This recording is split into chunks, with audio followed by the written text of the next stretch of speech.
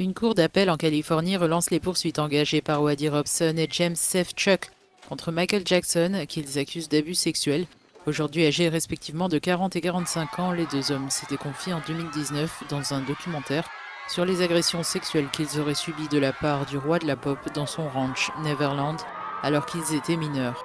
En 2013, James Safechuck et Waddy Robson avaient tenté de porter l'affaire devant les tribunaux, mais les poursuites avaient finalement été rejetées en raison du délai de prescription. Mais depuis 2020, une nouvelle loi a été introduite en Californie pour prolonger le délai de prescription en cas d'accusation d'abus sexuels sur mineurs.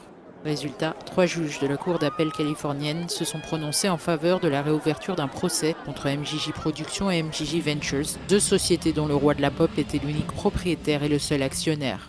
Malgré cette décision, Jonathan Stein Sapir, l'avocat de la succession du chanteur, a toutefois affirmé dans un communiqué rester pleinement convaincu de l'innocence de Michael.